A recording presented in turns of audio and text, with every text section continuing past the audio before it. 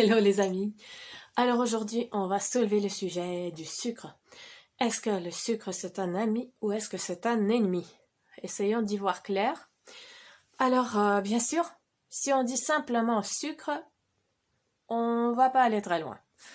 Alors bien sûr, il faudrait faire la distinction déjà entre les différents types de sucre. Il y a le glucose, le fructose, le saccharose.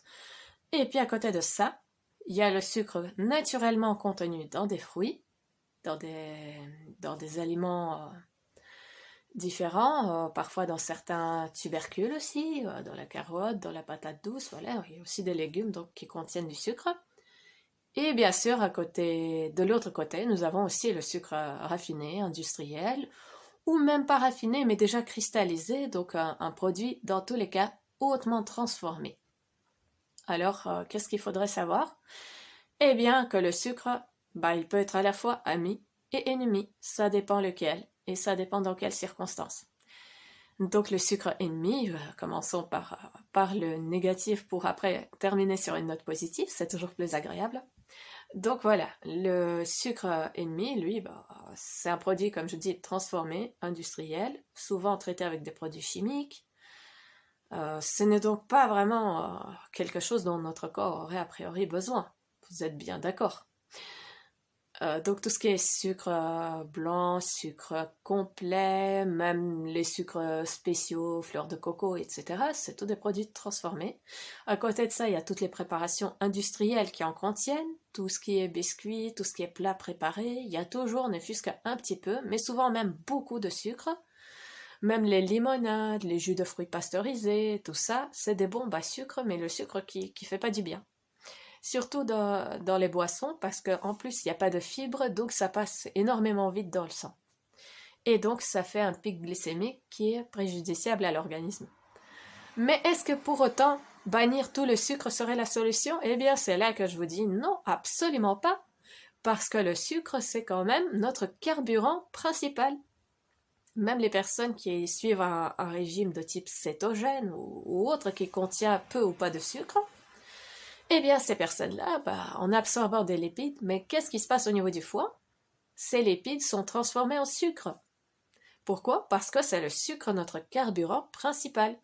Donc, même si vous faites un régime protéiné, le corps il va s'arranger pour générer du glucide et ça va fatiguer à la longue des organes, notamment le foie, qui est le grand transformateur, le grand alchimiste de notre organisme. Il y a plein de réactions de transmutation qui se passent au niveau du foie. Et voilà, sucre naturel, donc celui des fruits, celui des aliments riches en fibres, les légumes racines aussi, tout ça, c'est des sucres qui sont bénéfiques. Alors, est-ce que le goût sucré doit toujours être présent pour dire que l'aliment contient du sucre? Eh bien non, pas toujours. Par exemple, pour les personnes qui consomment des produits céréaliers, eh bien, elles consomment du sucre, mais c'est des sucres complexes. Et donc, ils n'ont pas le goût sucré des molécules de sucre simple, mais malgré tout, ça reste des longues chaînes de sucre que le corps va découper. Et donc, finalement, on va se retrouver quand même avec beaucoup de sucre dans le corps, mais pas le bon sucre. Donc, ce qui est important, c'est la présence des fibres, car elle ralentit l'absorption des sucres.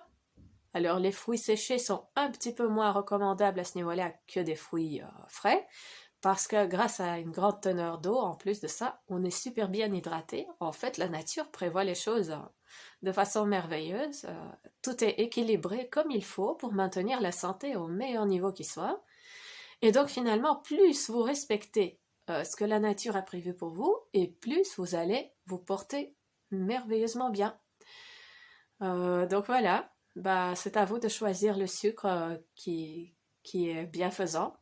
Alors que ce soit fructose ou saccharose ou glucose, ça, si c'est équilibré correctement dans la nature, finalement, on ne doit pas se creuser la tête à calculer les taux de vitamines, les taux de minéraux, etc. Il suffit de se fier à la nature et de croquer les fruits dans leur état le moins transformé possible. Et tout se passera bien. Sur ça, je vous dis une belle et lumineuse journée. Namasté!